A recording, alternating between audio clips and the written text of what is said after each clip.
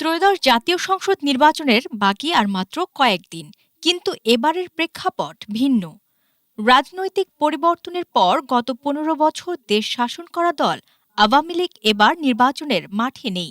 তবে প্রশ্ন উঠেছে, দল না থাকলেও তাদের সেই বিশাল সংখ্যক সমর্থকদের ভোট যাবে কোথায়?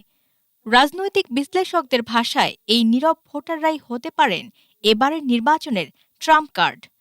আওয়ামী লীগের ভোটারদের নিজেদের দিকে টানতে বিএনপি এবং জামাত উভয় দলই এখন পর্দার আড়ালে ব্যাপক তৎপর। বিএনপি তাদের ভাষণে বারবার অন্তর্ভুক্তিমূলক গণতন্ত্রের কথা বলছে, যেখানে তারা বোঝাতে চায় যে তারা কোনো বিশেষ গোষ্ঠীর ওপর প্রতিহিংসা চরিতার্থ করবে না। তাদের লক্ষ্য আওয়ামী লীগের মধ্যপন্থী ভোটারদের আশ্বস্ত করা। অন্যদিকে জামায়াতে ইসলামী তাদের কৌশলে এনেছে আমূল পরিবর্তন। তারা এখন দুর্নীতিমুক্ত সমাজ এবং ইনসাফ কায়েমের কথা বলছে, যা অনেক সাধারণ ভোটারকে আকৃষ্ট করছে।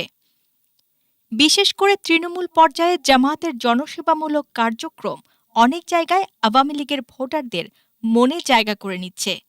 তবে একটি বড় অংশ মনে করছে, এই ভোটাররা শেষ মুহূর্তে হয়তো বিকল্প ধারা বা কোনো নতুন রাজনৈতিক শক্তিকে বেছে নিতে পারেন। যারা পরিবর্তনের ডাক দিচ্ছে, শেষ পর্যন্ত এই ভোটাররা কি কেন্দ্রে যাবেন, নাকি তাদের নীরবতা বদলে দেবে নির্বাচনের মানচিত্র? নির্বাচনের ফলই দেবে সেই উত্তর। ডেস্ক রিপোর্ট, বাংলাদেশ সময়।